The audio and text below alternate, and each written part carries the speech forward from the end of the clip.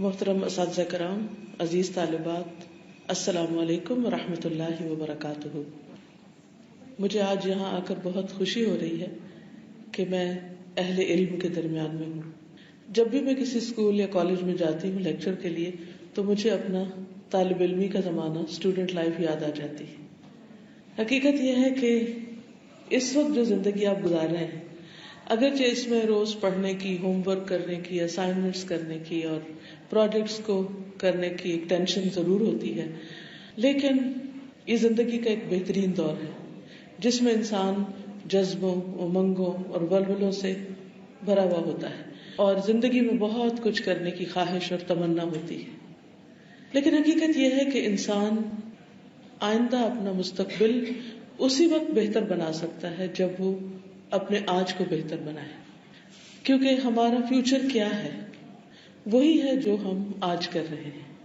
اگر ہم آج کے دن کو سینسبلی گزاریں گے، آج کے دن میں کام کریں گے تو انشاءاللہ کل بہترین مرتبہ، مقام اور اس کا اجر پائیں گے۔ اس کو آپ ایک ایسی مثال سے سمجھ سکتے ہیں کہ جیسے ایک کسان ہوتا ہے، ایک فارمر، تو وہ ہمیشہ اس بات کے انتظار میں رہتا ہے کہ فصل بونے کا صحیح ٹائم آئے تو میں بیج ڈالوں، اور پھر جو ہی وقت آتا ہے تو فوراً وہ زمین کو تیار کرتا ہے اور بیج بوتا ہے، اور پھر ضرورت کے مطابق پانی دیتا ہے، اس کی نگرانی کرتا ہے، حتیٰ کہ ایک دن آتا ہے کہ وہ اپنے لگائے ہوئے پودوں کو، اپنے لگائے ہوئے فصل کو کاٹتا ہے۔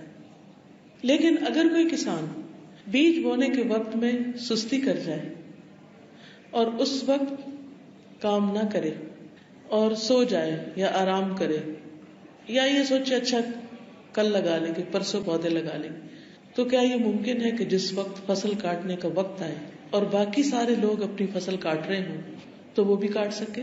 ہرگز نہیں، کیونکہ اس نے اس وقت کام نہیں کیا جب اسے کام کرنا چاہیے تھا۔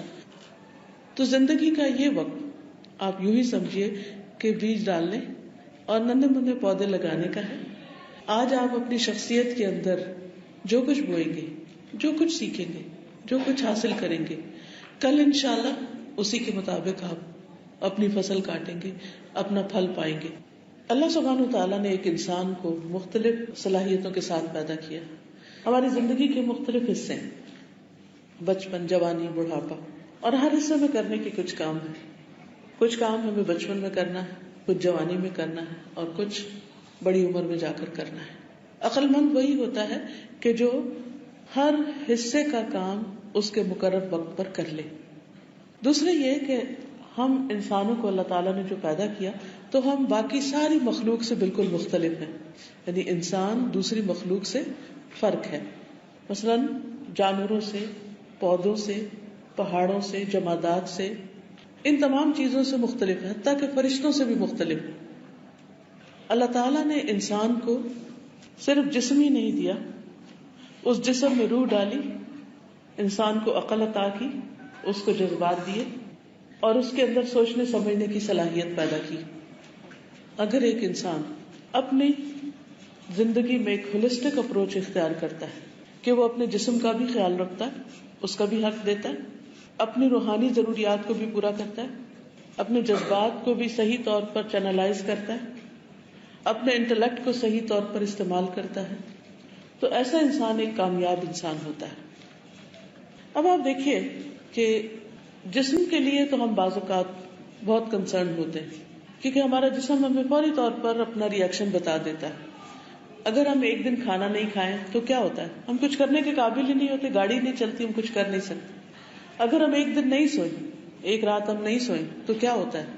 ہم اگلے دن کچھ کر نہیں سکتے، ہمارا ذہن سوچتا نہیں، ہم تھکے ہوئے ہوتے ہیں، صحت مند ہوتے ہوئے بھی بیمار سے لگتے ہیں۔ اسی طرح اگر ہم ایک دن نہائے دھوئے نہیں یا ہم صحیح طور پر ڈریس اپ نہیں ہو تو آپ دیکھیں گے کہ اس میں بھی ہمارے اپنے اندر ایک بیزاری پیدا ہو جاتی۔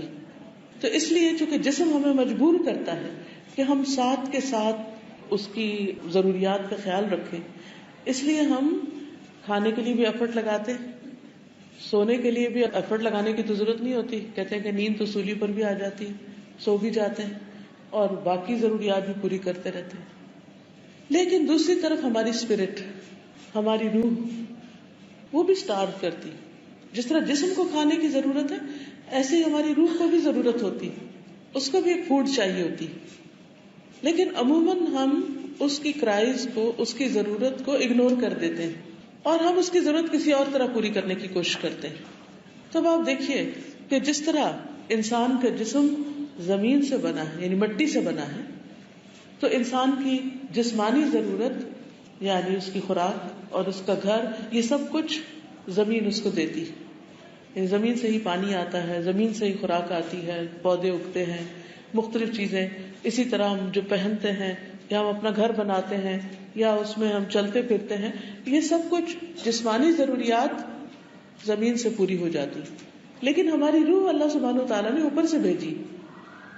جب انسان ماں کے پیٹ میں ہوتا ہے تو فرشتہ آتا ہے اور وہ اس کے بارے میں تقدیر لکھتا ہے جو اللہ سبحانہ وتعالیٰ نے بتائی ہوتی ہے اس کو. تو اللہ سبحانہ وتعالیٰ اپنی خاص رحمت کے ساتھ انسان کے اندر روح ڈالتے ہیں. یہ روح کیا چیز ہے؟ ہم میں سے کوئی اس کو آج تک صحیح معنوں میں ڈیفائن نہیں کر سکا. لوگوں نے نبی صلی اللہ علیہ وسلم سے بھی اس روح کے بارے میں پوچھا تھا. یسألونک عن الروح قل الروح من امر ربی وما اوتیتم من العلم الا قلیلا. آپ سے لوگ روح کے بارے میں پوچھتے ہیں, کہہ دیجئے کہ روح میرے رب کا امر ہے, میرے رب کا حکم ہے, اور تمہیں علم میں سے بہت کم دیا گیا. یعنی آپ روح کو صحیح طور پر نہ ڈیفائن کر سکتے ہیں, نہ دیکھ سکتے ہیں, لیکن وہ ایگزسٹ کرتی. کب کسی انسان کی روح ماں کے پیٹ میں بچے کے اندر آ جاتی ہے اور کب ایک مرنے والے کے جسم سے نکل جاتی ہے, بعض اوقات مشینیں لگا لگا کر مختلف طریقے سے ٹیسٹ کرتے ہیں کہ روح باقی ہے یا نہیں. تو اس کا پورا کنٹرول کس کے ہاتھ میں؟ اللہ سبحانہ وتعالیٰ کے ہاتھ میں. لیکن اگر وہ روح ہمارے اندر نہیں رہتی تو ہمارا جسم اسے ایک لاشا بن جاتا ہے, انسان نہیں رہتا, بس وہ پھر کچھ گوشت پوست کا ڈھیر رہ جاتا ہے جو روٹن ہو جاتا ہے تھوڑی دیر کے بعد. تو یہ روح بہت قیمتی چیز ہے, اس کو اگنور نہیں کیا جا سکتا. لیکن اس روح کی ترقی کے لیے, اس روح کو خوبصورت بنانے کے لیے ضروری ہے کہ ہم اس کو بھی پوری غذا دیں. اور یہ غذا کہاں سے ملتی؟ یہ غذا کہاں سے آتی؟ یہ غذا اللہ تعالیٰ نے آسمان سے بھیجی.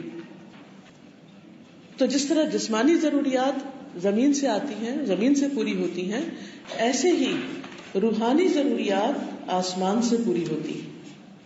اس کے لیے آسمانی غذا آتی ہے, اور وہ کس شکل میں آئی ہے؟ قرآن مجید کی شکل میں, کہ اللہ سبحانہ وتعالیٰ نے نبی صلی اللہ علیہ وسلم پر روح الامین جبریل امین کے ذریعے اپنی کتاب نازل کی اور اس میں ہمارے لیے ہدایت کا سامان رکھا. اسی لیے کتاب کے شروع میں اللہ تعالیٰ فرماتے ہیں ذالک الکتاب لا ریب فیہ ھدی للمتقین. یہ کتاب جس میں کوئی شک ہے ہی نہیں, یہ اللہ سے ڈرنے والوں کے لیے ہدایت ہے. یعنی جو لوگ اس بات کی فکر کرتے ہیں کہ ہمیں اپنے رب کا حق ادا کرنا ہے, کیونکہ سب کچھ تو اسی نے دیا. ذرا سوچئے تھوڑی دیر کے لیے, کیا ہمارے پاس کوئی چیز ایسی ہے جو کسی اور کی دی ہوئی ہو اور وہ اللہ تعالیٰ کی دی ہوئی نہ ہو؟ اگر بندوں سے بھی ہمیں کچھ ملتا ہے تو اصل سورس تو اللہ تعالیٰ ہی ہے.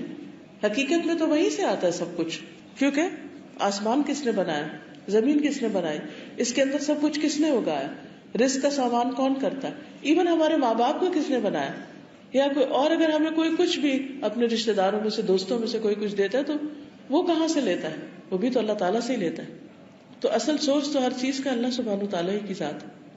تو اس رب نے ہمیں اپنی عبادت کے لیے پیدا کیا اور ہم سے کیا چاہا کہ ہم اس زمین پر رہتے ہوئے اس کی نعمتیں استعمال کریں, لیکن ہم اس کے وفادار بندے بن کر رہیں, اور وحی کے ذریعے قرآن مجید میں جو کچھ بھی ہمیں بھیجا ہے اس کو پڑھیں, سمجھیں, اس میں غور و فکر کریں اور اپنی زندگی کو اس کے مطابق کریں.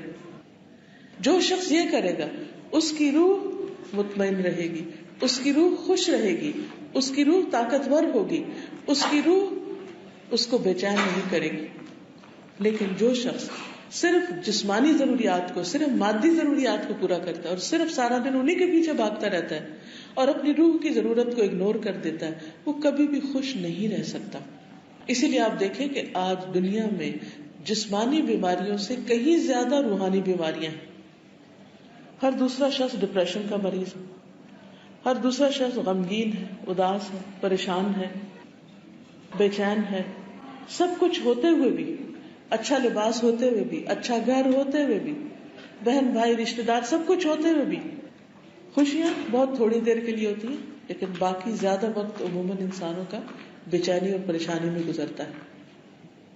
آج آپ کسی سے بھی ملاقات کر کے دیکھیے، کسی سے بھی پوچھ کر دیکھیے، سروے کر کے دیکھ لیجیے کہ کتنے لوگ ہر وقت خوش رہتے ہیں، کتنے لوگ اپنی زندگی سے مطمئن ہیں، کتنے لوگوں کے پاس کوئی پریشانی نہ ہو. جو انسان بڑا ہوتا چلا جاتا ہے اس کی پریشانیاں بھی بڑی ہوتی چلی جاتی ہیں. وہ لوگ جو اللہ سبحانہ وتعالیٰ کو مانتے نہیں، جانتے نہیں، پہچانتے نہیں، وہ تو پریشان ہو تو کچھ سمجھ میں بھی آتا ہے. لیکن بہت حیرت ہوتی ہے کہ بعض اوقات وہ لوگ جو کہتے ہیں کہ اللہ میرا رب ہے، جو کہتے ہیں کہ میں مسلمان ہوں، جو کہتے ہیں کہ اسلام میرا دین ہے، وہ بھی بعض اوقات بہت پریشان نظر آتے ہیں. بعض اوقات ان کے اندر بھی بہت سی ایسی بیماریاں جنم لے لیتی. تو ایسا کیوں ہوتا ہے؟ اس کی وجہ یہ ہوتی ہے کہ ہم اپنی روحانی ضروریات کو پورا کرنے کی طرف توجہ نہیں دیتے. کتنے ہی لوگ ایسے ہیں کہ دن کا آغاز اللہ کی نافرمانی سے کرتے ہیں. کیسے؟ فجر کی نماز ہی نہیں پڑھتے اور مزے سے اٹھ کے کہہ دیتے اوہ میری آنکھ نہیں کھلی، اور پھر انہیں بعض اوقات کوئی رنج، افسوس اور غم بھی نہیں ہوتا. اس کا نقصان کیا ہوتا ہے؟ اس کا نتیجہ کیا ہوتا ہے کہ جب ہم دن کا آغاز اس طریقے پر کرتے ہیں کہ اللہ تعالیٰ کی ناراضگی کو مول لیتے ہیں اور شیطان کو خوش کر کے، تو ہماری روح کبھی بھی خوش نہیں ہو سکتی. ہم اپنے آپ کو بہلاتے رہتے ہیں، کوئی میوزک سن کے بہلاتا ہے، کوئی اچھا کھانا کھا کے اپنے آپ کو بہلاتا ہے، کوئی کہیں اور چیزوں کے ذریعے کچھ اور اس نے خوشی کے لیے اپنے سامان کر رکھے ہیں. لیکن حقیقت یہ ہے کہ انسان خوش ہو ہی نہیں سکتا جب تک کہ وہ کام نہ کرے جس کے کرنے کے لیے اللہ نے اس کو پیدا کیا. We are designed to worship اللہ سبحانہ وتعالی.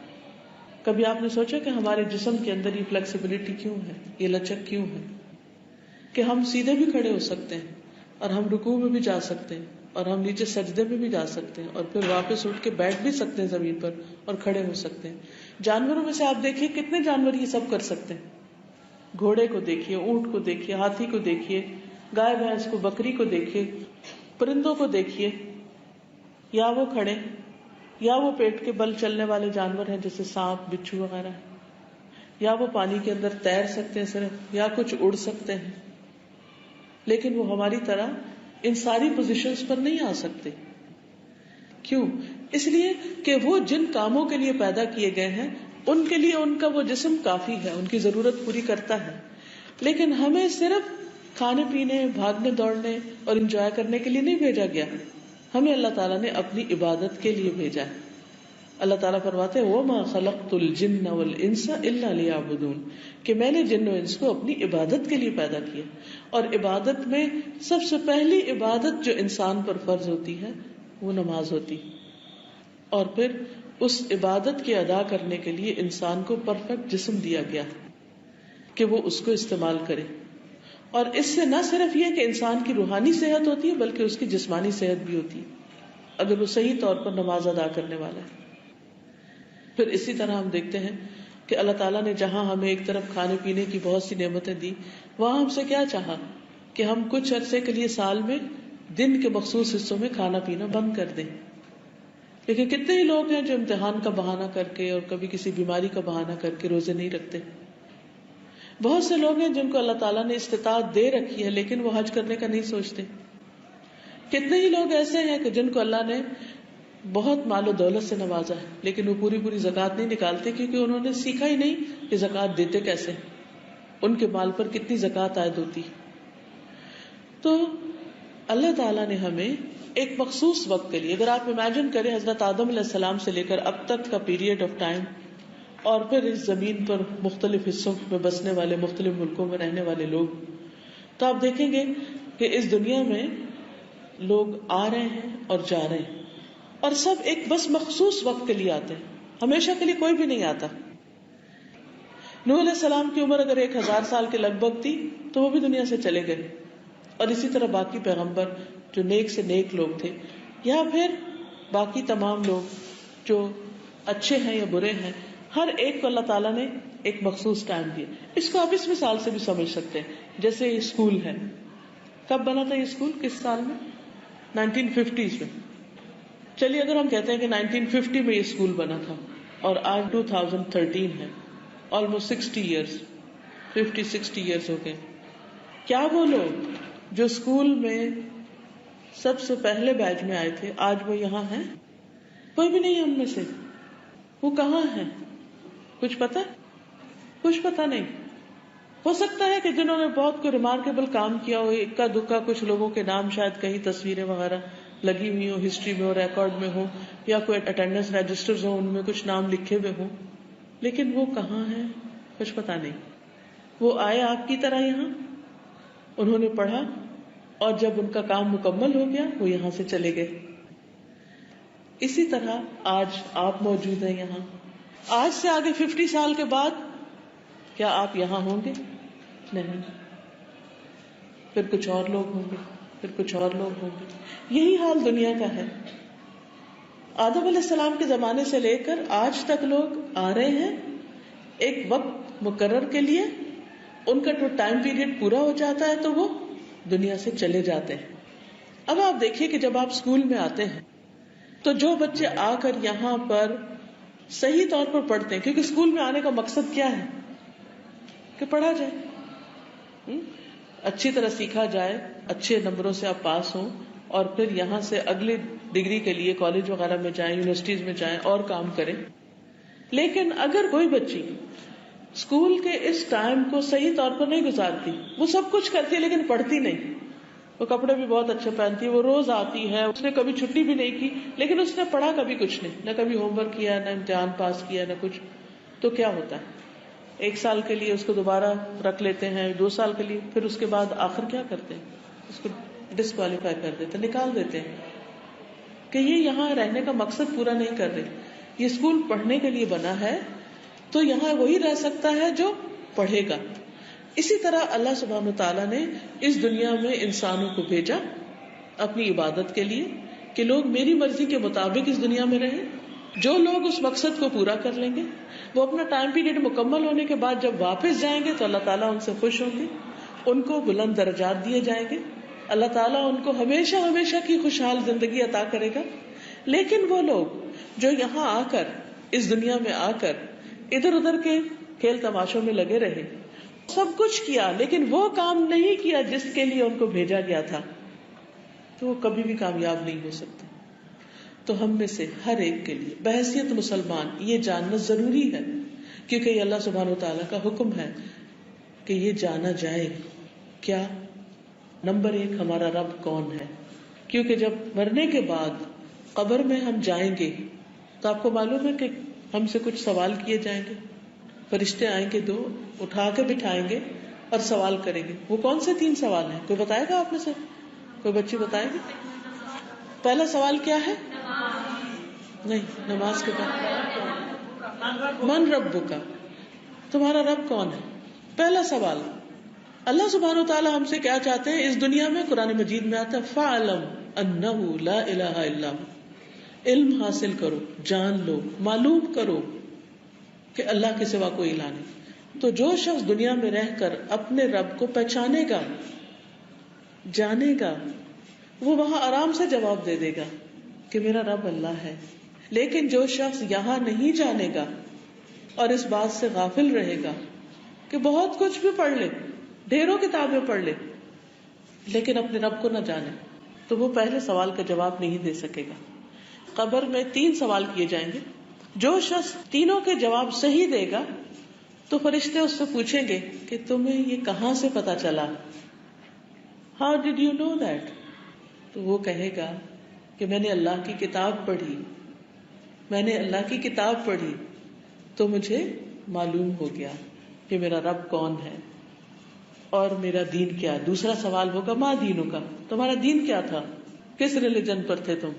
تو کہے گا میرا دین اسلام ہے. اب اسلام کیا ہے اس کے بارے میں بھی ہمیں جاننے کی ضرورت ہے. اگر کسی سے کہا جائے کہ اسلام کو ڈیفائن کریں، یعنی اس کی ڈیفینیشن بتائیں، تو آپ میں سے ہر شخص کی ایک الگ ڈیفینیشن ہوگی، کیونکہ ہم اپنے اپنے مائنڈ کے مطابق اس کو پرسیو کرتے ہیں. تو اس کے لیے بھی ہمیں جاننے کی ضرورت ہے کہ دراصل اسلام کے معنی کیا ہے. وہ مشہور حدیث جبریل ہے، اس کو پڑھنے کی ضرورت ہے. اس میں جبریل علیہ السلام ایک دن بہت صاف ستھرے لباس سفید میں آتے ہیں. حضور صلی اللہ علیہ وسلم اپنے صحابہ کے بیچ میں بیٹھے, وہ آ کر قریب آتے ہیں اور آپ کے گھٹنوں سے گھٹنے جوڑ کر آپ کے گھٹنوں پہ ہاتھ رکھ کے بیٹھ جاتے ہیں, بہت ادب کے ساتھ جھک کر, اور پھر سوال کرتے ہیں کہ اخبرنی مل ایمان, مجھے ایمان کے بارے میں بتائیے. تو رسول اللہ صلی اللہ علیہ وسلم ان کو بتاتے ہیں ان تؤمن باللہ و ملائکتی و کتبی و رسلی والیوم الاخر والقدر خیری و شری. تو وہ کہتے ہیں صدقتا, آپ نے سچ کہا, آپ نے بالکل ٹھیک بتایا. پھر وہ پوچھتے ہیں مل اسلام, کہ اسلام کیا ہے؟ تو بتاتے ہیں کہ تم اللہ کو ایک مانو, اور پھر ان تقیم الصلاۃ و تؤتی الزکوٰۃ و تصوم رمضان و تحج البیت, کہ تم نماز قائم کرو, زکوٰۃ دو, روزے رکھو, بیت اللہ کا حج کرو. تو کہتے ہیں کہ آپ نے بالکل سچ کہا. پھر وہ پوچھتے ہیں مل احسان, احسان کیا ہے؟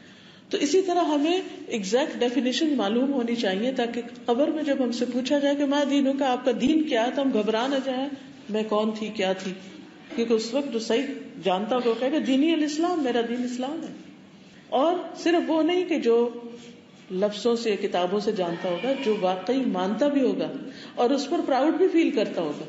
آج بہت سے لوگ اپنے آپ کو مسلمان کہلانے پر شرم محسوس کرتے ہیں کہ ہم مسلمان تو ٹیررسٹ ہوتے ہیں, کیونکہ پوری دنیا میں ایک پروپیگنڈا کیا گیا. پہلے کبھی کہا جاتا تھا وہ فنڈامنٹلسٹ ہوتے ہیں, وہ معلوم نہیں کیا کیا لقب دیے گئے. جب ان کی کوئی ویلیو نہیں تھی, لوگوں نے اس کو سیریسلی نہیں لیا, تو ایک اور بہت بڑا ایلیگیشن لگا دیا گیا کہ ٹیررسٹ ہوتے ہیں. حالانکہ اگر آپ اسلام کا مطالعہ کریں تو اسلام کا تو مطلب ہی کیا ہے؟ ٹیررزم, پیس, آپ سب کو پتا ہے. تو کیا کرسچینٹی کا مطلب پیس ہے؟ کیا ہندوازم کا مطلب پیس ہے؟ کیا کسی بھی ریلیجن کا میننگ پیس ہے؟ نہیں ہے. اسلام کا مطلب پیس ہے. باقی سب ریلیجنز کو پیسفل کہا جاتا ہے اور اسلام کو ٹیررزم سے تشبیہ دے دی گئی. یہ کس قدر تکلیف دہ بات ہے. لیکن ایسا کیوں ہوا؟ کیونکہ خود مسلمان اپنے ریلیجن کی رسپیکٹ نہیں کرتے اور اس کو صحیح طور پر اختیار نہیں کرتے. تو آپ کو کبھی بھی اپنے اسلام پر شرمندگی نہیں ہونی چاہیے, اس لیے کہ ہم سب نے مرنا ہے, اور مرنے کے بعد ہم نے اللہ کے حضور حاضر ہونا ہے, فرشتوں سے ملاقات کرنی ہے, وہ ہم سے وائوا کریں گے, ہمارا اورل ٹیسٹ ہوگا, اور اس کی ہمیں پریپریشن کرنی ہے. اور پھر تیسرا سوال کیا ہوگا؟ نبی صلی اللہ علیہ وسلم کے بارے میں. اس کے بارے میں بتائیے کہ جن کو آپ کی ہدایت کے لیے بھیجا گیا تھا. تو جو جانتا ہوگا وہ فوراً بتائے گا محمد رسول اللہ صلی اللہ علیہ وسلم, میں ان کو اپنا رسول مانتا ہوں. تو یہ جو سوال ہیں, ان کے جو جواب ہیں, ان کو جاننا بہت ضروری ہے, اور ان کو سمجھنے کے لیے قرآن پڑھنا بہت ضروری ہے. اور قرآن صرف عربی میں نہیں, اس کی میننگ جاننا بہت ضروری ہے, کیونکہ اللہ تعالیٰ فرماتے ہیں کتاب انزلناہ الیک مبارک لیدبروا آیاتہ ولیتذکر اولو الالباب. یہ کتاب جسے ہم نے آپ کی طرف اتارا ہے بہت بابرکت ہے, تاکہ لوگ اس کی آیات میں غور و فکر کریں اور تاکہ عقل مند اس سے نصیحت پکڑے. تو پھر ہمیں کیا جاننا ہے؟ فَاعْلَمْ أَنَّهُ لَا إِلَٰهَ إِلَّا هُوَ, اللہ تعالیٰ کو جاننا ہے, اس کی صفات کو جاننا, اس کی توحید کو جاننا, اپنے دین کو جاننا, اللہ کے رب ہونے کو جاننا. کیونکہ وہ پوچھیں گے من ربو کا, تو آپ نے سب کو بتایا تھا کہ رب کا مطلب کیا ہوتا ہے. کیونکہ جو قبر میں جواب دے گا وہ کہے گا کہ میں نے قرآن میں یہ پڑھا تھا, حدیث میں پڑھا تھا. اور جو جواب نہیں دے پائے گا وہ کہے گا ہاں لا ادری لا ادری, مجھے نہیں پتا, مجھے نہیں پتا, کیونکہ میں نے وہی کہا جو لوگ کہتے تھے. یاد رکھیے یہ دو مختلف آنسرز ہوں گے دو لوگوں کے. ایک سارے آنسرز ٹھیک دے گا, صحیح جواب دے گا, ٹک ٹک ٹک پاس. اور دوسرا کہے گا مجھے نہیں پتا, مجھے نہیں پتا, I don't know, I don't know, I don't know. دنیا میں بھی اگر کوئی اپنے پیپر میں یہ لکھ دے ہر سوال کے آگے آئی ڈونٹ نو, آئی ڈونٹ نو, تو پھر کیا نتیجہ نکلے گا؟ اس کو کیا ریزلٹ ایکسپیکٹ کرنا چاہیے؟ پھر تو اسی طرح وہ قبر میں جو منافق ہوگا وہ کہے گا مجھے نہیں پتا, لوگ کہتے تھے میں بھی کہہ دیتا تھا. تو پیاری بچیوں, ہم نے یہ نہیں کرنا کہ جو لوگ کہتے ہیں ہم بھی کہہ دیں, جو ہمارے ماں باپ کہتے ہیں ہم کہہ دیں, جو ہمارے بہن بھائی کہتے ہیں ہم کہہ دیں, لوگوں سے سنا, ٹی وی پہ سنا, اخبار میں پڑھا, کسی کتاب میں پڑھ لیا. نہیں, اس کو خود اچھی طرح پڑھنا ہے. الحمدللہ آپ ایک مسلمان ملک میں ہیں, آپ اسلامیات پڑھتے ہیں, بہت سی چیزوں کو جانتے ہیں, لیکن علم کا یہ سفر صرف اسلامیات کی کتاب پڑھنے تک نہیں رہنا چاہیے. آپ اپنے ساتھ ایک وعدہ کریں کہ میں مرنے سے پہلے اللہ کی کتاب کو ضرور سمجھوں گی، کیونکہ اللہ تعالیٰ نے بھیجی اس لیے. کہیں نہیں آتا کہ یہ کتاب ہم نے اس لیے بھیجی کہ آپ اس کو حفظ کر لیں، اس کو رٹ لیں. ٹھیک ہے، حدیث میں ہمیں اس کا ثواب پتہ چلتا ہے کہ جو اپنے سینے میں محفوظ کرے گا اس کو قیامت کے دن بہت بلند مقام ملے گا. اسے کہا جائے گا پڑھتے جاؤ اور اوپر چڑھتے جاؤ اور تمہاری منزل وہ ہے جہاں تم آخری آیت ختم کرو گے. بہت بلند مرتبہ ہوگا اس کا. لیکن قرآن مجید کے بھیجے جانے کا، اس کتاب کے بھیجے جانے کا اصل مقصد یہ کہ لوگ اس میں غور و فکر کریں، اس کو پڑھیں، اس کو سمجھیں، اس کی ڈیپتھ میں جائیں اور اس کے مطابق عمل کریں. تو ہمیں کیا کرنا ہے؟ اللہ تعالیٰ کو جاننا ہے، اس کی کتاب کو جاننا ہے، پڑھے لکھے مسلمان بننا ہے. صرف روایتی نہیں، صرف ٹریڈیشنل نہیں، صرف سنے سنائے نہیں. اور پھر اس پر ہمیں پراؤڈ فیل کرنا ہے اور اس پر اللہ کا شکر ادا کرنا ہے.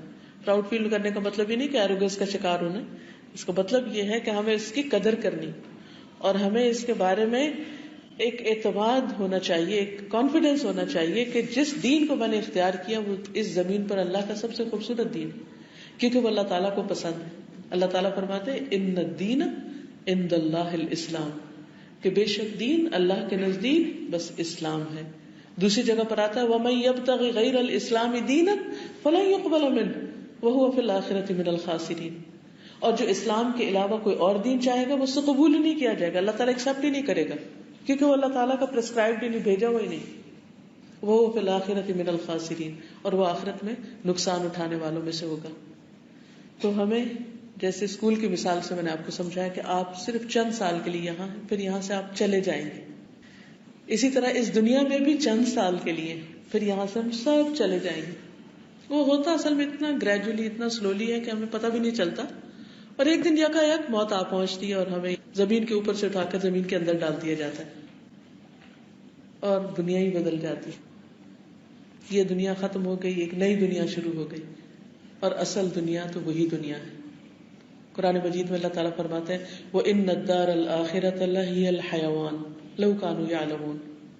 بے شک آخرت کا گھر وہی اصل زندگی ہے، کاش وہ جانتے ہوتے، کاش انہیں پتا ہوتا کہ اصل زندگی کیا ہے. اور وہ زندگی ہے جو کبھی ختم نہیں ہوگی، کبھی بھی. تو عقل مند کون ہے جو آج کے چند سالوں کے لیے صرف کام کرے یا ہمیشہ کی زندگی کے لیے؟ عقل مند وہی ہے جو ہمیشہ کی زندگی کو سامنے رکھ کر تیاری کرے.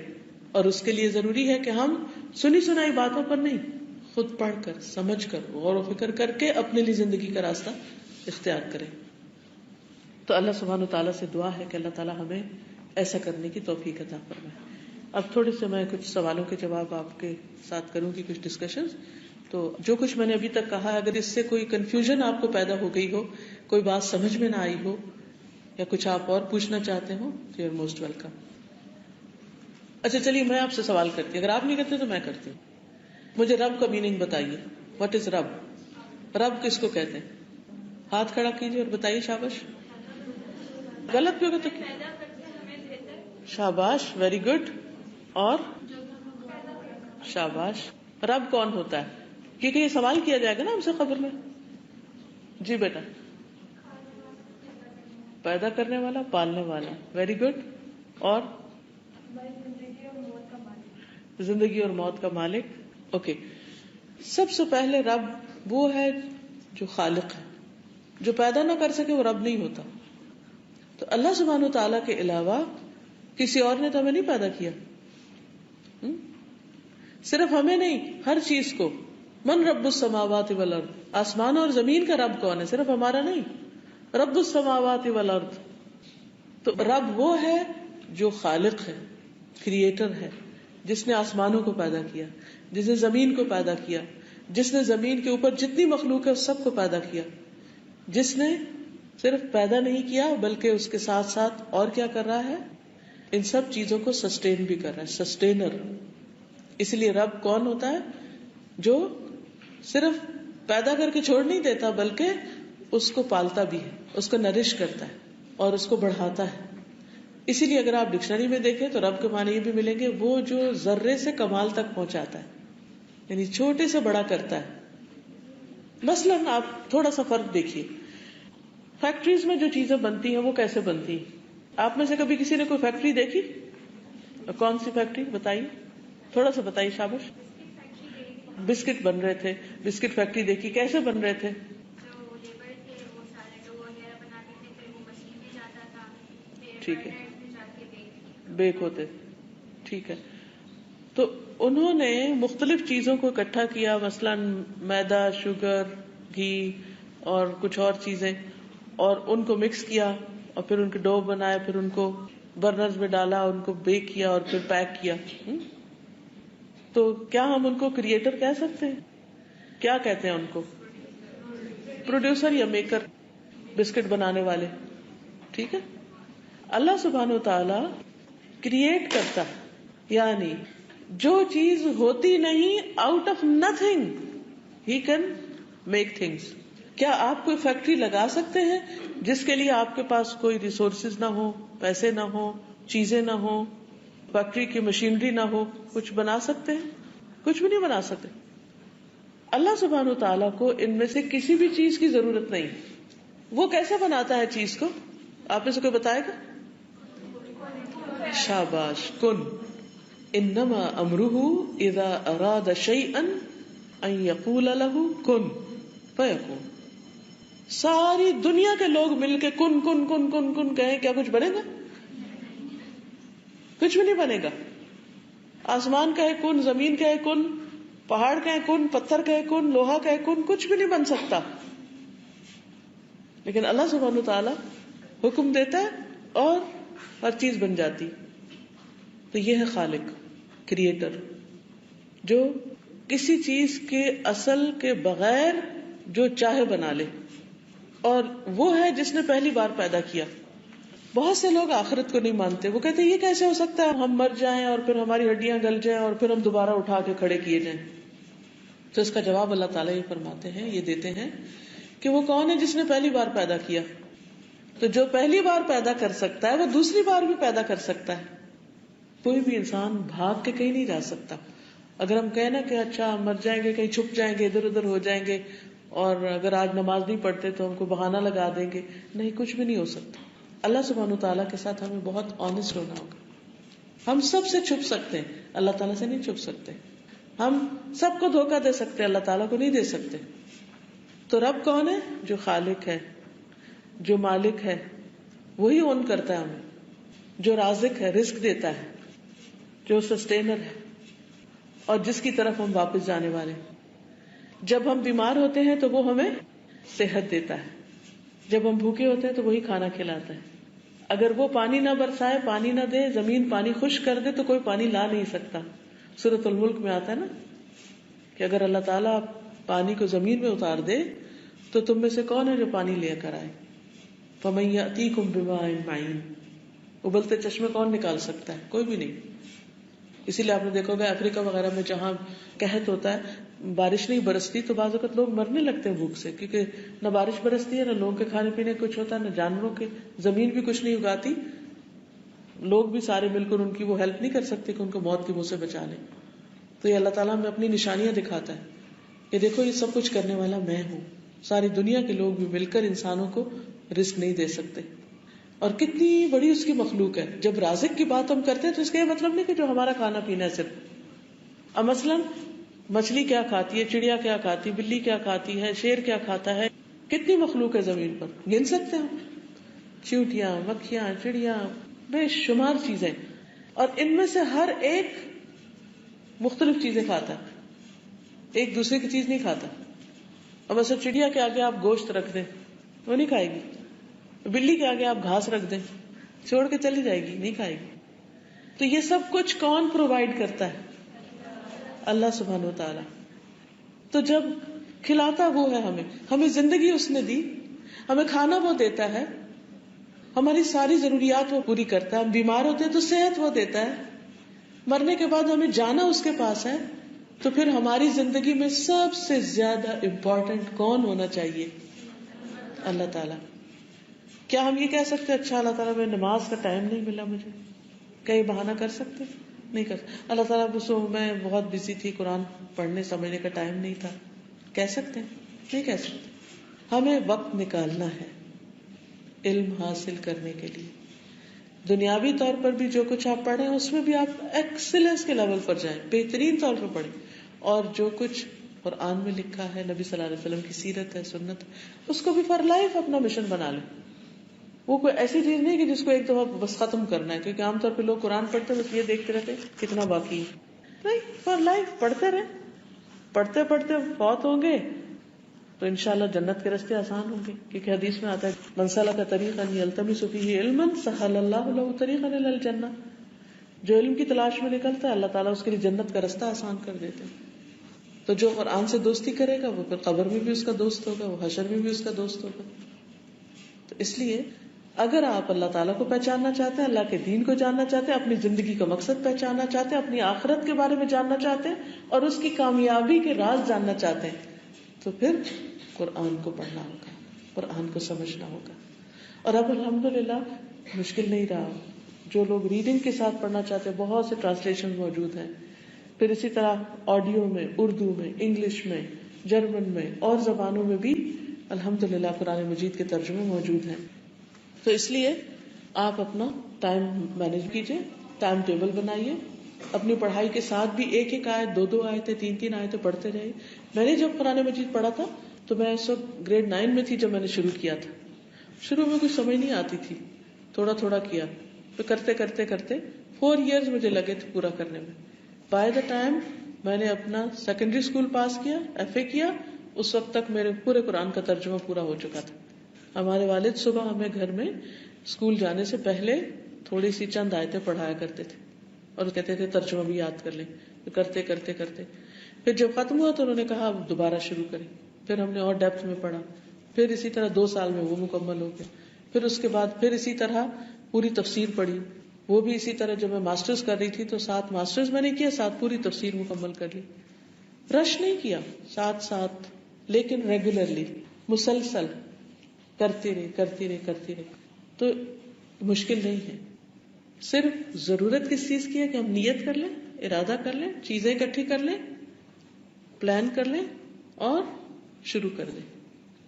تو کوئی سوال ذہن میں آیا یا میں ایک اور سوال کر دوں؟ سوال یہ کہ اللہ تعالیٰ نے قرآن میں فرمایا کہ کون جو اللہ تعالیٰ کہتے ہیں کون اور چیز ہو جاتی ہے، اور پھر آگے سورہ اسراء میں بیان ہے کہ اللہ تعالیٰ نے زمین اور آسمان کو 6 دن میں پیدا کیا. تو اس کا کیسے ہم دیکھ کر سکتے ہیں؟ ایک چیز ہے اللہ سبحانہ وتعالیٰ کے ریلیونس سے کہ اس کی طاقت کتنی ہے، وہ کتنا بڑا ہے. وہ ہمیں بتایا گیا ایک جگہ کہ وہ صرف کن کہہ کے سب کچھ کر سکتا ہے. دوسری طرف کچھ چیزیں ہمارے اینگل سے کہ اس نے ہمیں سکھایا، بتایا کہ کس طرح گریجولی چیزوں کو کرتے ہیں، ون آفٹر اندر، پوری پلاننگ کے ساتھ. رب کے معنوں میں مدبر کا معنی بھی آتا ہے، جو پلان کرتا ہے اور پھر ایگزیکیوٹ کرتا ہے. اور اس نے یہ ساری پلاننگ اپنی ہمیں بتائی کہ 6 دن میں بنایا، آسمان کو بنایا، پھر زمین کو بنایا اور باقی ساری چیزیں بنائی. حدیث میں اس کی ڈیٹیل ملتی ہے کہ سوموار کو کیا ہوا، منگل کو کیا ہوا، بدھ کو کیا ہوا، جمعرات کو کیا ہوا. پورے 7 ڈیز کی ڈیٹیل ملتی، تورات میں ملتی ہے. یہ کس لیے ہے؟ ہمیں غور و فکر کروانے کے لیے، ہمیں سکھانے کے لیے، ہمیں بتانے کے لیے. کیونکہ ہم جب کچھ کرنا چاہتے ہیں تو ہم کہتے ہیں بس جلدی سے ہو جائے. ہم پلاننگ نہیں کرنا چاہتے، ہم محنت نہیں کرنا چاہتے. نہ صرف یہ کہ زمین و آسمان بلکہ ساری چیزوں کے اندر اللہ سبحانہ وتعالیٰ نے ایک تدریج رکھی ہے، یعنی گریجولی ان کو لے کے چلے. اللہ تعالیٰ چاہے تو کن کہہ کے ساری فصل اگا دے، ساری گندم ایک ہی دفعہ اگ جائے، سارے درخت کھجور کے ایک ہی دن میں لگ جائیں، ان کے وہ سب چیزیں بھی آ جائیں، پھل وغیرہ بھی آ جائیں اس پر. لیکن اللہ تعالیٰ نے ایسا نہیں کیا. کس طرح ہوتا ہے؟ ایک چھوٹی سی گٹلی کو بوتے ہیں، پھر وہ بڑی ہوتی ہے، پھر درخت اگنے میں سالوں سال لگتے ہیں. پھر اس کے بعد یہ ساری نشانیاں ہیں دراصل ہمارے لیے کہ ہم ان میں غور و فکر کریں اور اپنی زندگی کو ایک پلاننگ کے ساتھ مربوط طریقے سے گزاریں اور محنت کریں اور پھر اس کے بعد کچھ اچیو کریں. جو چیز مفت میں جھولی میں آ گرتی ہے اس کی قدر نہیں ہوتی، لیکن جو چیز گریجولی اینڈ سلولی اور ایک سسٹم کے ساتھ آتی ہے اس کا مزہ کچھ اور ہوتا ہے. اور کوئی کچھ پوچھے؟ جی بیٹا. حدیث میں ہے کہ بال نہیں کٹوا سکتے، تو یہ کس لیے؟ یہ کون سی حدیث میں؟ کسی حدیث میں نہیں، کسی حدیث میں نہیں ہے. جی. جو میں فیل کرتی نماز پڑھتے ہوئے وہ کانسنٹریشن نہیں ہو پاتی ہے مجھے، یعنی سم ٹائمز آئی فیل کہ آئی گو اسٹریٹ، مطلب ہر وقت یہ کوشش ہوتی ہے دوبارہ سے کانسنٹریٹ کرتی ہوں، پھر کچھ اور خیالات ایسے جاتے ہیں. اور سم ٹائمز آئی فیل کہ جو میں نے نماز پڑھی ہے پتہ نہیں وہ قبول ہوئی کہ نہیں ہے یا صحیح. اس کا کیا یو آر ویری رائٹ. یہ ایکسپیرینس سب کے ساتھ ہوتا ہے. حقیقت یہ ہے کہ شیطان جو ہمارا دشمن ہے اس نے انسان کو سجدہ کرنے سے انکار کیا تھا. اب وہ کبھی بھی نہیں چاہتا کہ انسان اپنے رب کو سجدہ کرے اور اس کی نماز ٹھیک ہو، کیونکہ قبر میں پہلا سوال رب کے بارے میں، قیامت کے دن پہلا سوال نماز کے بارے میں ہوگا. اگر وہ سب ٹھیک نکلی تو انسان آگے چلا جائے گا، یعنی کامیاب ہو جائے گا. شیطان کیا چاہتا ہے کہ یہ پہلے امتحان میں ناکام ہو جائے، پہلا پیپر فیل کر دے، اور جو کہ کمپلسری ہے، امپورٹنٹ ہے. لہٰذا جس وقت ہم نماز کے لیے کھڑے ہوتے ہیں تو وہ اپنی فوجوں کے ساتھ آ جاتا ہے اور ہمارا ہر وقت دھیان بانٹنے کی کوشش کرتے ہیں اور کہتے ہیں یہ یاد کرو وہ یاد کرو، حتیٰ کہ انسان کو نماز میں وہ باتیں یاد آ جاتی ہیں جو عام طور پر بھی نہیں سوچتا. اور یہ سب کے ساتھ ہوتا ہے. ایک چیز جو بہت فائدہ دیتی ہے، کوشش کرتے رہیے کہ یہ ہمیشہ یاد رکھیے کہ اس وقت آپ اللہ تعالیٰ کے سامنے کھڑے، امیجن کیجئے، تو وہ پھر آپ کنیکٹ کر جائیں گے اللہ تعالیٰ سے. جو ہی کنیکشن ہوگا تو پھر کم ڈسٹریکشن ہوگی. یہ نہیں کہ ہوگی نہیں، ہوگی پھر بھی کم ہوگی. دو موقع ہیں کہ انسان اللہ کے سامنے کھڑا ہوگا، ایک دنیا میں اور ایک آخرت میں. دنیا کا موقع ہر نماز کے اندر اللہ کے حضور ہاتھ باندھ کے کھڑے ہوتے ہیں. قوموا للہ قانتین، قرآن مجید میں آتا نا، قوموا للہ قانتین، اللہ کے سامنے فرما بردار بندے بن کے کھڑے ہو جاؤ. ہر نماز میں ہم ہاتھ باندھ کے فرما برداری کرتے ہوئے کھڑے ہوتے ہیں، لیکن دماغ ہمارا ادھر ادھر بھٹکنے لگتا ہے، وہ فرما برداری نہیں کرتا.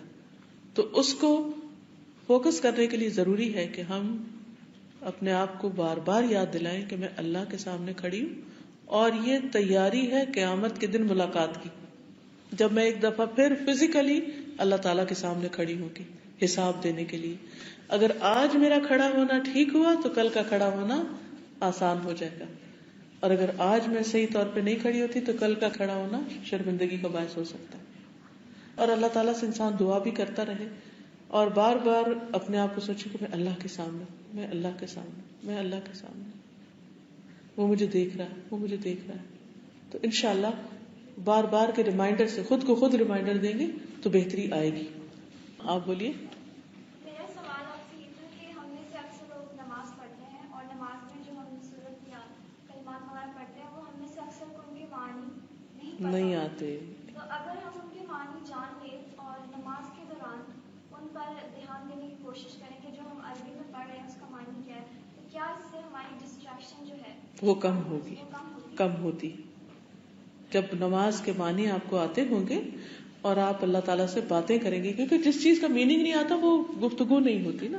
تو نماز میں انسان اللہ تعالیٰ سے ہم کلام ہوتا ہے ایک طرح سے کہ ہم تیری عبادت کرتے ہیں، ہم تجھ سے مدد مانگتے ہیں، تو ہمیں سیدھا راستہ دکھا دے، ہمیں ان لوگوں کا راستہ دکھا دے جن پر تو نے انعام کیا، ان کا نہیں جن پر تو ناراض ہوا، ان کا بھی نہیں جو بھٹک گئے. یہ ساری ہم باتیں کر رہے ہوتے ہیں اللہ تعالیٰ سے. تو اگر ہمیں مطلب پتا ہوگا ہم کہہ رہے ہیں تو انشاءاللہ فوکس زیادہ ہوگا. جی آپ. اگر ہم ابھی نماز پڑھ رہے ہیں، نماز میں بعض اوقات غلطی ہو جاتی ہے، ایک بار الحمدللہ سورہ فاتحہ پڑھی، ہم 2 بار پڑھ لیتے ہیں، کبھی کبھی ہمیں پتہ نہیں ہوتا، یا پھر ہم لوگوں نے اگر 4 رکعتیں پڑھنی، ہم 3 رکعت پڑھنے کے بعد ہی سلام کر لیتے ہیں، تو پھر اس کی توبہ کیسے؟ کچھ نماز کے فرائض ہوتے ہیں، کچھ سنتیں اور مستحبات ہوتے ہیں. اگر فرائض میں سے کوئی چیز چھوٹ جائے تو نماز نہیں ہوتی. مثلا آپ کھڑے ہوئے اور آپ نے سورۃ فاتحہ ہی نہیں پڑھی اور آپ قل ہو اللہ پہ چلے گئے تو اس رکعت کو دوہرا لیجئے. یعنی اگر 4 رکعتیں تھی تو آخر میں ایک اور پڑھ لیجئے کیونکہ پہلی رکعت ہوئی نہیں. اسی طرح اگر رکوع بھول گئے تو دوبارہ رکعت ادا کرنی ہوگی، اگر سجدہ بھول گئے تو دوبارہ رکعت ادا کرنی ہوگی. لیکن کچھ چیزیں ایسی ہیں کہ اگر آپ وہ بھول گئے تو اس پر آپ سجدہ سہو کر لیں. ٹھیک ہے نا. اب مثال کے طور پر آپ دیکھتے ہیں کہ 2 دفعہ آپ نے پڑھ لی کوئی چیز، تو ایسی صورت میں سجدہ سہو کرنے سے بھی نماز پوری ہو جاتی ہے.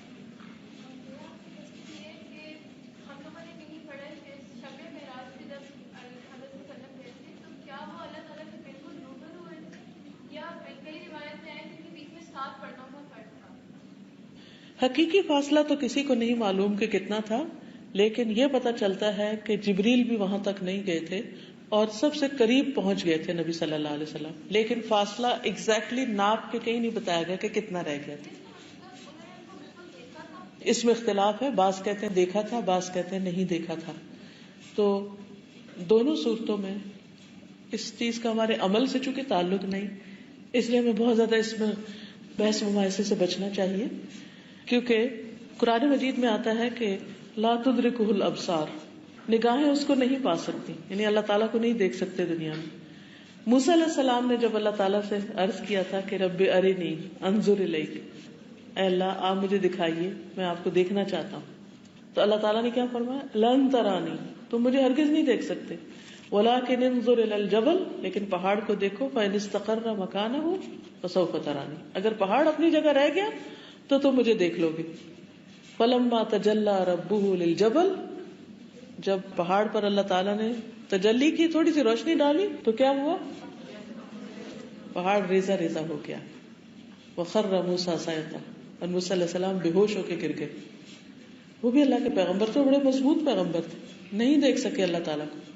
تو اسی لیے ان دونوں اوپینین میں سے جو راجح پریفریبل خیال ہے وہ یہ کہ آپ صلی اللہ علیہ وسلم نے دیکھا نہیں تھا، کلام براہ راست کیا تھا. اوکے. ڈارونزم قرآن مجید کے نازل ہونے کے بعد آیا ہے.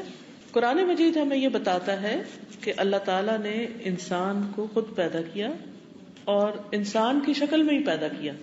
سورۃ الاعراف کے شروع میں آتا ہے کہ وَلَقَدْ خَلَقْنَاكُمْ ثُمَّ صَوَّرْنَاكُمْ ثُمَّ قُلْنَا لِلْمَلَائِكَةِ اسْجُدُوا لِآدَمَ، ہم نے تم کو پیدا کیا، ہم نے تمہاری صورت بنائی. اور پھر ایک اور جگہ پر آتا ہے کہ لَقَدْ خَلَقْنَا الْإِنسَانَ فِي، کیا کہا گیا؟ فی احسن تقویم. کیا مطلب ہے اس کا؟ ہم نے انسان کو بہترین شکل میں پیدا کیا، یعنی سارے جانوروں کے مقابلے میں خوبصورت بنا کے پیدا کیا. اس لیے اس تھیوری کی کوئی گنجائش نہیں ملتی یہاں کہ ہم کہیں اور سے ایوالو ہوئے. اللہ نے ہمیں احسن شکل میں پیدا کیا. اگر ایوالو ہوئے تھے تو ابھی آگے بھی ہونا چاہیے تھا نا، کچھ اور بن جانا چاہیے تھا. جی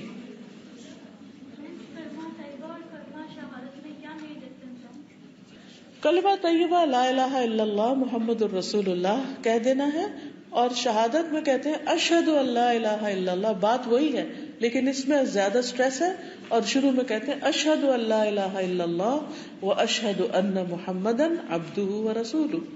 وہاں لا الہ الا اللہ محمد الرسول اللہ ہے، اور یہاں کیا ہے؟ اشہد ان لا الہ الا اللہ واشہد ان محمدا عبدہ ورسولہ. آپ کا کیا خیال ہے؟ آپ کو کیسا لگتا؟ آپ کیا سمجھتی؟ دل سے ہونا چاہیے. آپ کو پتا ہے یہود نے کہا تھا قلوبنا غلف، ہمارے دل پردے میں ہیں. تو اللہ سبحانہ تعالیٰ نے ان پہ لعنت کی تھی. جس کے دل پہ پردہ پڑ جائے وہ تو غافل ہو جاتا ہے، وہ تو جاہل ہوتا ہے. تو دل پہ کوئی پردہ نہیں ہونا چاہیے، پردہ جسم پر باہر ہونا چاہیے. ٹھیک ہے. اور ایک اور بات یہ ہے کہ دین کے معاملے میں ہمیں اپنی رائے، اپنی عقل اور بہت سی ایسی چیزوں کو یہ دیکھنا چاہیے ٹیکسٹ کیا کہتا ہے، اللہ کا حکم کیا ہے، کیونکہ ہم اس کی اطاعت عبادت کے لیے آئے نا. ہم تو یس سر کریں، جیسے کسی کی بات ماننی ہوتی ہے کہ یس سر مرضی ہے نہیں ماننی ہے تو سمعنا و اطعنا. صحابہ نے کہا تھا سمعنا و اطعنا، ہم نے سنا، ہم نے مان لیا. اہل کتاب یہود نے کیا کہا تھا؟ سمعنا و عصینا، ہم نے سن تو لیا، مانیں گے نہیں. تو یہ فرق ہے. جہاں تک پردے کا تعلق ہے اس میں یہ ہے کہ ایک عورت اللہ تعالیٰ کے نزدیک بہت قیمتی چیز ہے. اللہ تعالیٰ اس کو پروٹیکٹ کرنا چاہتے ہیں اور اس کو ہر شر سے محفوظ رکھنا چاہتے ہیں. اسی لیے اس کو یہ حکم دیا گیا ہے کہ وہ جب باہر نکلے تو اپنے آپ کو ڈھانک کر نکلے.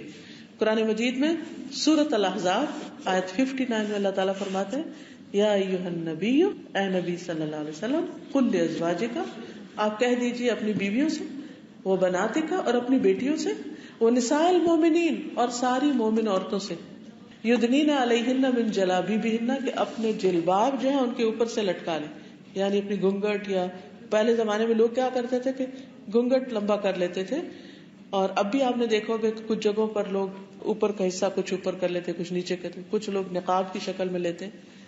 تو اصل مقصد کیا ہے کہ انسان اپنے آپ کو فتنے سے بچائے، اور اس میں احسن صورت نقاب ہی کی ہے کہ انسان اپنے چہرے کو غیر مردوں کی نظر سے محفوظ رکھے. اس میں ڈیٹیلز میں جانے کے لیے اگرچہ اس میں اختلاف موجود ہے، لیکن ڈیٹیلز میں جانے کے لیے اگر آپ سننا چاہیں میرا لیکچر پردہ کیوں ضروری ہے، تو اس میں نے پورا ڈیفائن کیا ہوا ہے کہ ایک ہے ہمارے ڈریس جو باڈی کے اوپر ہوتا ہے، قمیص شلوار ہوتی ہے، ایک ہوتا ہے ہمارا گھر سے نکلنے کا ڈریس جیسے قرآن نے جلباب کہا ہے، اور پھر جلباب کے علاوہ دوپٹے کا بھی ذکر ہے، اور پھر اس کو لٹکانے کا بھی ذکر ہے. تو یہ ساری ڈیٹیلز اگر آپ میری ویب سائٹ پہ جائیں farhathashmi.com، اس پہ آپ کو میرے سارے لیکچرز مل جائیں گے، اس میں پردے کے اوپر بھی ہے، تو آپ کو پوری ڈیٹیل دلائل ملیں گے کہ کون سا کام کیوں کرنا چاہیے، کیونکہ اس کا میں نے نام ہی رکھا ہے پردہ کیوں کریں.